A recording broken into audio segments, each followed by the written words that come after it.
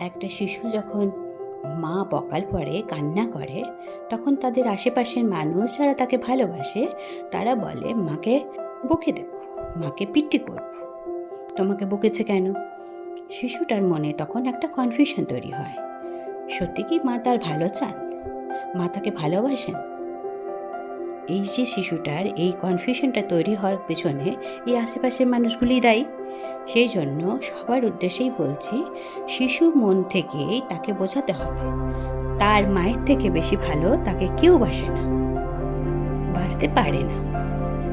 মা তার ভালোর জন্যই তাকে শাসন করেছে। এই সত্যি কথাটা তাকে যদি প্রথম থেকে বোঝানো হয়, তাহলে মায়ের প্রতি একটা শ্রদ্ধা জন্মায়। আর স্কুলে গিয়ে বা সমাজে যে কোনো জায়গায় সে তখন ভালোভাবে মিশতে পারে এবং মানুষের মতো মানুষ তৈরি হয়। বাবারা তো কাজের চাপে বাইরেই থাকে, মায়েদের দায়িত্ব থাকে শিশু থেকে মানুষ করা। আর মায়েদের উদ্দেশ্যে বলছি যে সব মাকে সহ্যশীল হতে হবে। আজকে মাদার্স ডে, তার জন্য একটা মা আর শিশুর মধ্যে একটা মেলবন্ধনের তৈরির গল্প বললাম। আজ মাদার্স ডে, আমরা আমার বস দেখতে চললাম একটা ছেলে আর মায়ের গল্প।